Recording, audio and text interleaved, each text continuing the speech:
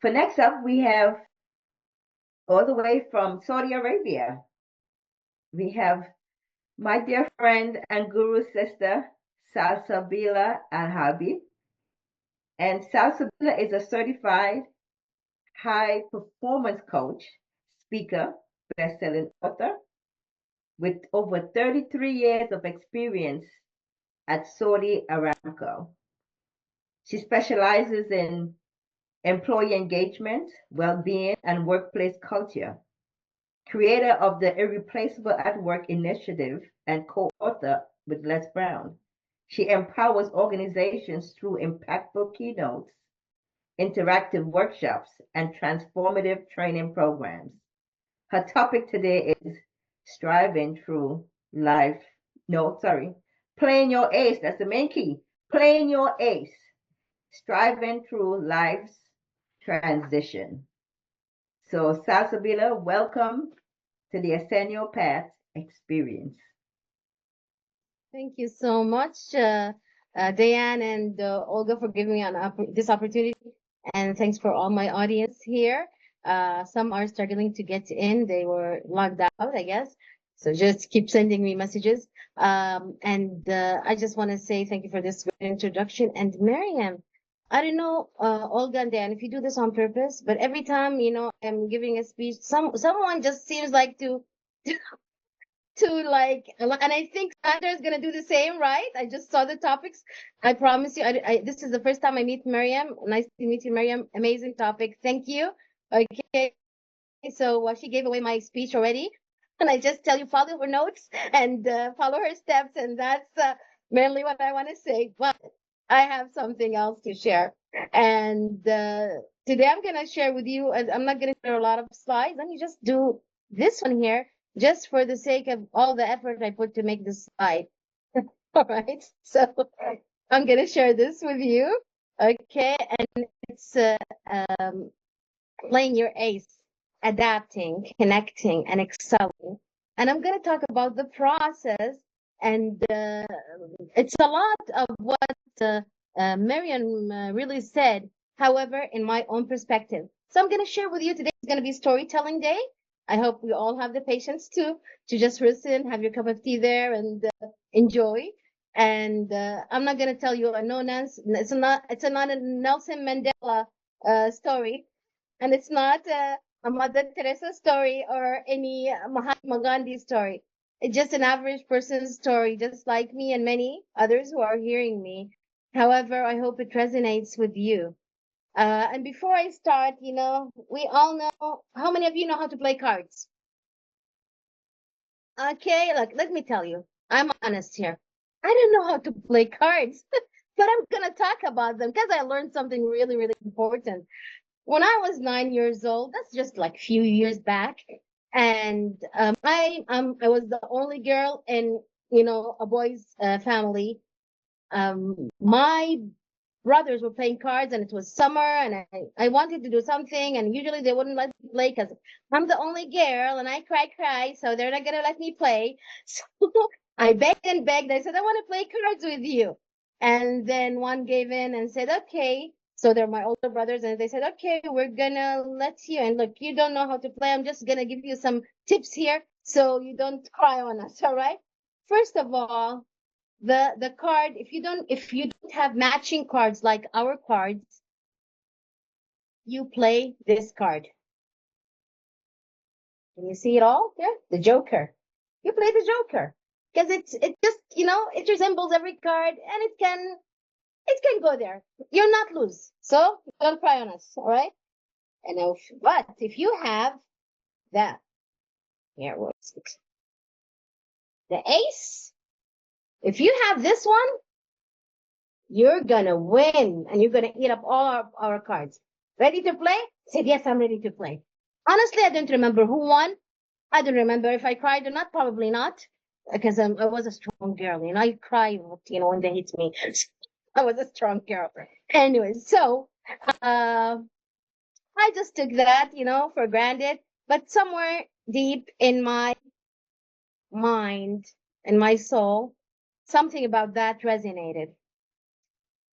Fast forward, I went to college, and because of a glitch, I was in a university actually, and a glitch happened, and they dropped 200 students out, and they couldn't just register them for the next semester, and I was one of them. And we had to wait a long time, and there was lots of like things going on in court and all of that. So I said, I'm not going to wait for all of this mess. And I was in the dorm in another city, so I moved back home, and I found this opportunity that is very rare. 30 years back, for Saudi women to have this opportunity. So it was an oil company, huge, the biggest oil company actually, and they were giving an opportunity for their medical sector training on the job, a diploma on work, apprenticeship, and it's dental assisting. I didn't have idea what is dental assisting. So, but I said, yeah, they're going to pay me salary and they will guarantee me a job. So I started working, a training, actually. It was training. It was school-like. And then Gulf War happened. Kuwait was invaded by Iraq, and we are just a few hours away from Kuwait.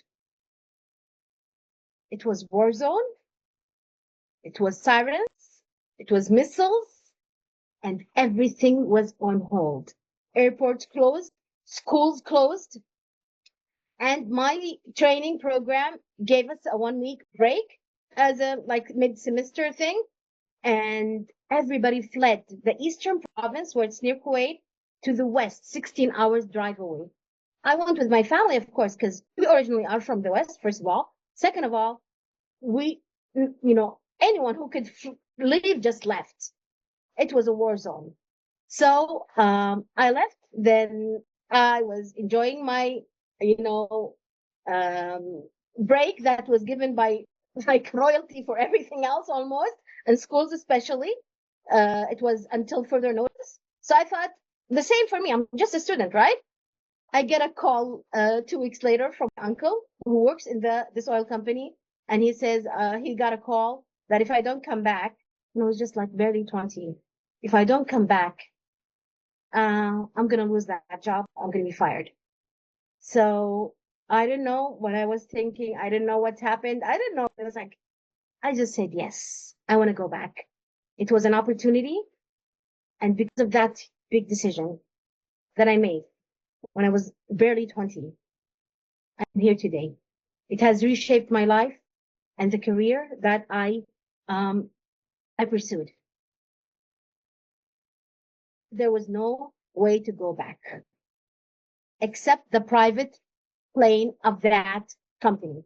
So I went on that private plane, and I arrived at war zone, where the only person there for me was my father, and he was a Navy colonel. This was like war.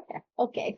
Anyways, so uh, and I just, put myself together with some fear, some sirens, and some missiles around, and my dad. So every day I would go to the school asking myself, why am I doing this? Why did I say yes? At the end of the school day, I have to walk 15 minutes in extremely terrified. The first 2 days, actually, I asked the teachers to walk me to the gate of the premises of that company, because no one is allowed to enter. So I can I'm able to take a ride back home, and I would do that every day. First 2 days, I had help. Then I said, enough is enough. Grow up. And I started walking on my own, and I was asking myself, why did I make this decision? Why am I doing this to myself? And I was just too many whys. And actually, one night, the sirens went off late at night. So I woke up, I went to my dad's room, I knocked the door, he opened, and he said, what do you want? I said, it's silence. It's silence. It's like, And he says, so what am I going to do to you? Just say Bismillah, like pray to God, and go to your room and sleep. And in my head, like, if we die together, wouldn't it be even better? So we don't have to look for each other, right? So I was just like, I was stressed, but I was stronger, because I learned like it's okay to be alone sometimes. Or my father is a loving father, but he's just like, he's military. So, and I don't have to say more. So I went back, and every day I had to go through that. Luckily, war ended, and I went into the program of dental assisting, and I found what it really was. A lot of technical work, a lot of hard work, a lot of service, a lot of organization, and I wasn't like the fastest technically person. So it was called slow, and the the whole practice was actually uh, filled with non-Arabs, different nationalities, and I was one of the very few Arabs there. And I just asked myself, am I going to make this after going through all of that war, or am I going to stop? And suddenly I remembered something. I remembered Israel. If I'm going to play this game, I might have as well play it well. I'm not going to lose. What does the Joker resemble to me? I'm going to adapt. Adaptation. I'm going to learn. I'm going to grow. And I'm going to do it with a little smile on my face, and I'm going to connect, and I'm going to build community, and I'm going to make this right. And throughout the process, since I was one of the very few Arabs, I suddenly was called on by doctors and other clinics, come here, help us translate. And just like, okay, doctors say, okay, we like you to help us here. I would like you to assist me when my assistant is not there. And it's like, what's going on? And suddenly I get the Legendary Service Award by management. Oh, what happened here? Did I just, what did I just do? I have to go through this. Did I just ace it? Did I just ace it? I'm like the go-to person in this clinic, but something must be missing. And as I reflected back on what all I was doing, I found that loving the patients, I was loving the relief on their face and the smiles. I was loving the appreciation from doctors. I was loving the service. I didn't like everything, the cleanups and the fast paced, and the patient sometimes crying and, their parents maybe yelling at us and what are you doing to my kids? I didn't like all of that. But there were things that I totally loved. And, I figured out playing the game is not just about the Joker and the ace. There's a card that we must play. And it's the Queen of Hearts. Or maybe the King of Hearts. Maybe the Jack of Hearts. But there is a heart to it. If something is worth doing, it's worth doing right. And if you're going to spend time doing something, make it worth it. Gallup says, according to a Gallup study, it takes 6 months at least for someone transitioning in their life or in their career to adapt. So give yourself some grace and give those working or you're transitioning with or seeing them going transition some grace. And some people, it takes them even a year. And it's okay to go through that transition. It's okay sometimes to play the Joker. It's okay to be in this phase. It's okay because you're learning and you're adapting. People want to jump to an ace at okay, something popped up here on my screen. During my career, I ended up somewhere else, totally different from dental assisting, as an HR for an organization, employee engagement, culture improvement, and hiring people and recruiting. And people would come to me and say, like, I just hired you last year. And he comes, when am I going to get a promotion? When am I getting, all of these people feeling entitled or something in a hurry? When am I said, you're just, in my head, hey, you're just in the joker phase. Just wait, adapt, learn, connect, then put your heart to it. Play that card. Queen of Hearts, Jack of Hearts, King of Hearts. Put your heart in it. Find something you love in what you really don't really like. Find the spot you love. What is it? Finding purpose in what you do makes all the difference. And many people just go about their daily life. And I'm not just talking about work here. I'm talking you're having a relationship. I'm talking you're going through maybe going through a different community. And maybe you're working on your nonprofit. Whatever you're doing, find purpose in it. And purpose is something that aligns with your value. And maybe it's just the service you're doing.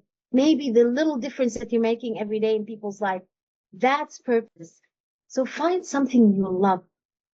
And throughout my career, I found that I was looking and figuring out things that I loved in a process, a huge process that maybe not all of it was something that I wanted to do or be part of.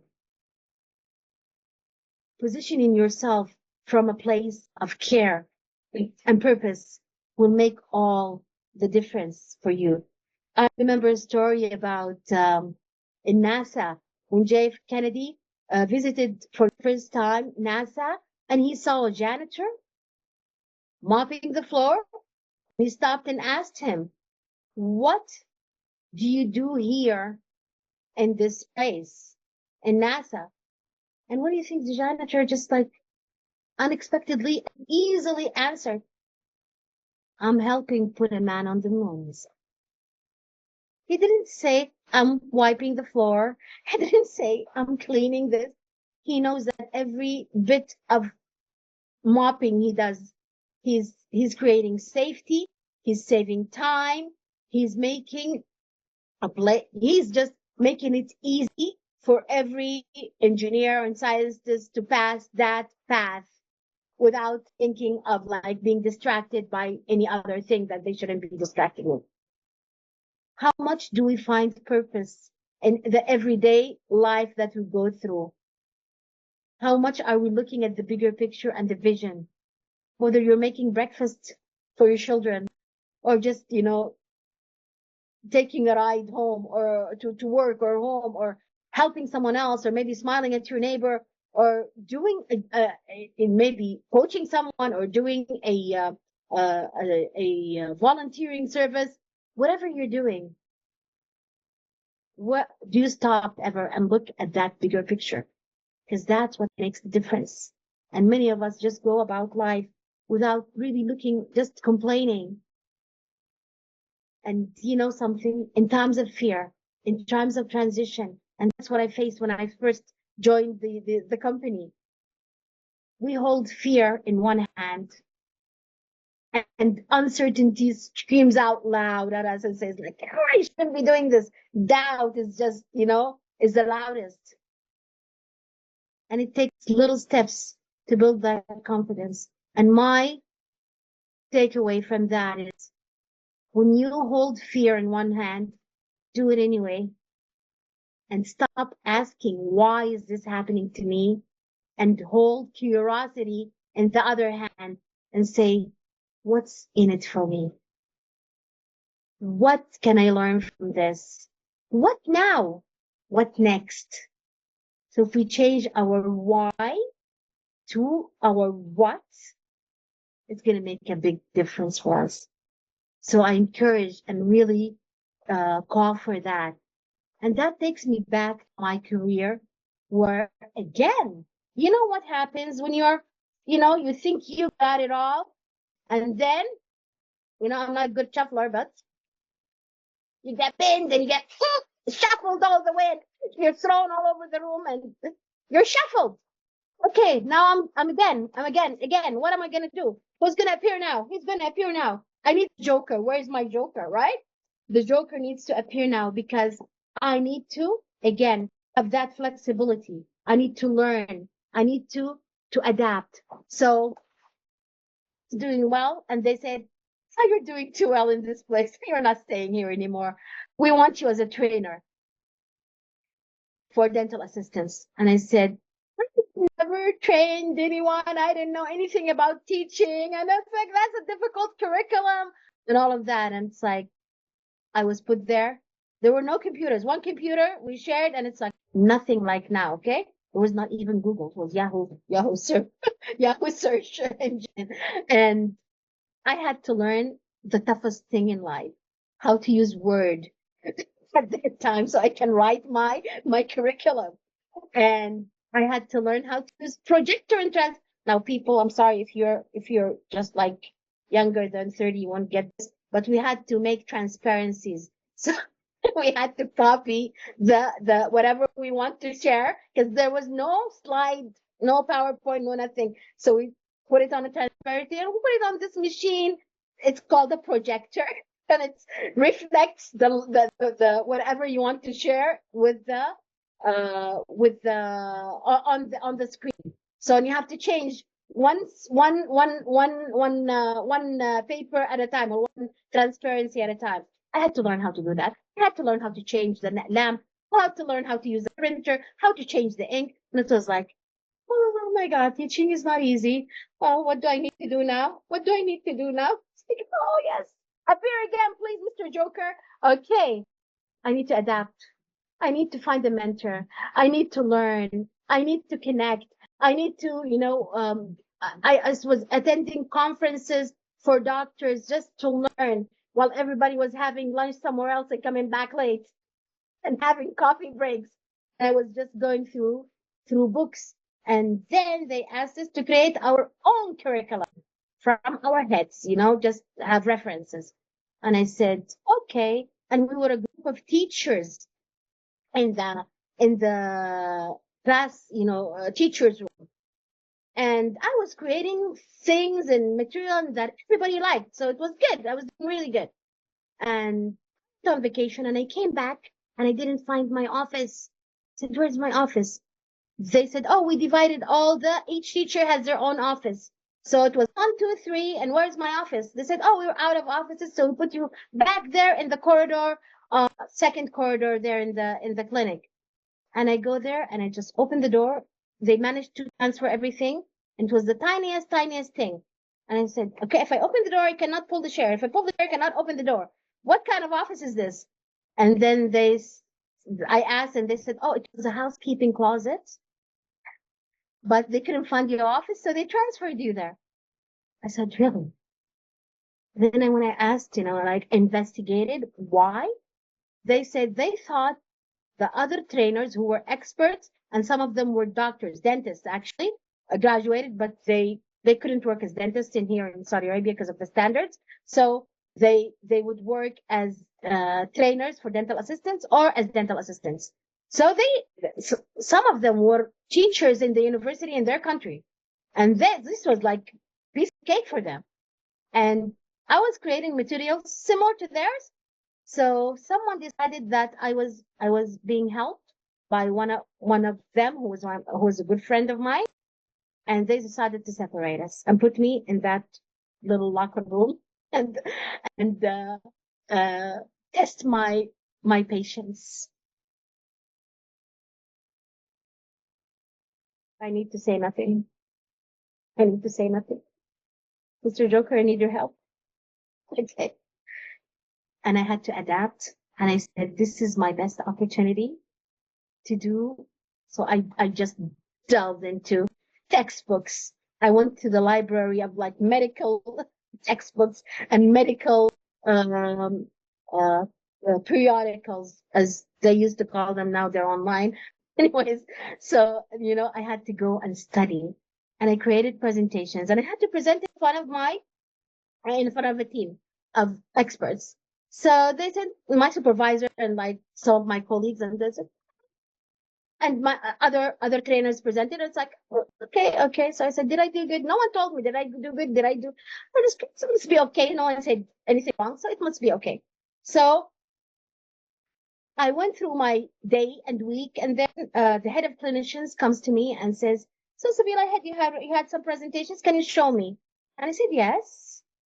And then he stopped and he said, "Did you create this on your own?" I said, "Of course, I created it on my own. I actually had to borrow my the only few laptops in the whole company was giving to my uncle because he's a manager, and they gave him a laptop that was like, of course, it was something really, really old, and it's like heavy as 10 laptops today. So, but they gave him that. So I borrowed that from him to do my work at home and during my vacation. So I said, yes, of course I did that work on my own. He said, can I borrow your work to teach it to clinicians? I said, it's for dental assistants. He said, it's really great for clinicians too. Can I borrow that for clinicians? I said, you can borrow that. He said, I admire every piece of work you've put in this. I said, wow. I went back. What's going on here? I must have aced it. I must have aced it. I did something. I was struggling like a year back, 2 years back. Must have done something right. And remember that I loved the to see the eyes shining of my students. I trained them something. I loved the information. I loved that they were so precise, can be precise at the work they do. I loved every piece of it. I hated taking my uncle's laptop on vacation without him knowing. His kids gave it to me. I hated the, staying up late and missing on the partying we had, when everybody was partying and I had to just, and like borrow some, kind of flip, floppy, I don't know, disc that had some photos that I can attach to the PowerPoint that I was creating. So it was a little bit later when PowerPoint existed. So, I said I must have aced it. And I couldn't jump from Joker to Ace just like that.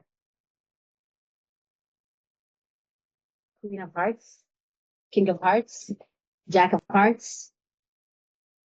And I learned the lesson that if you want to really ace it in life, you go from adaptation phase, learning phase, growing phase, connection phase, to purpose phase, loving phase, excitement phase, before you can land as the ace in your place. To be able to be the ace. It's not about the titles. It's not about the the position you have. It's not about even being perfect. To be the ace is about being trusted, that you have someone's back, that you can give with your heart, and that's being an ace. And I'm sure there are aces in your life. And I'm sure that there's times that you have been an ace. So I would like you to just take a moment and reflect and ask yourself, when is the last time I was an ace? When is the last time I had an opportunity and I had to figure it out between fear and uncertainty and curiosity and going for it? When was the last time you had the opportunity to find something you love in the little tasks? It's not about the tasks. It's about what's bigger than that task that you are providing. When was the last time you were an ace and you were the go-to person? Who is the ace in your life? I'm sure everyone, if you have an ace in your life, just raise your hands. If you have an ace in your life, I remember the ace in my life was, there are many, of course, but I always remember my grandparent when you used to go to him when we were like 7 and 5 and 6, and he would milk the goat. So we had a goat, yes. He would milk the goat. He would heat the milk and make it a ginger milk. He would make breakfast. And my grandma was sitting there as a queen, doesn't do anything.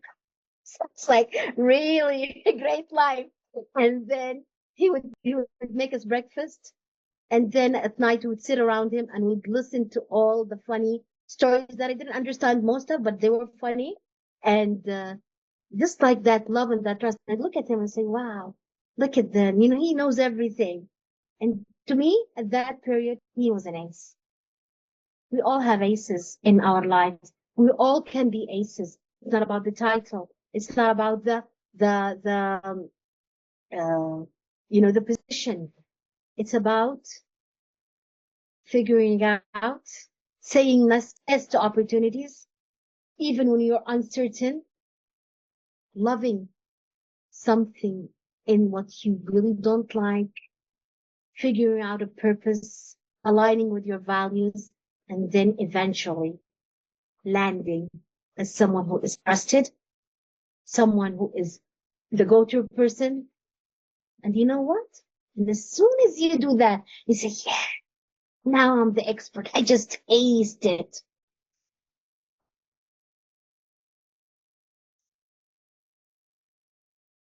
Life shuffles you and you start all over again.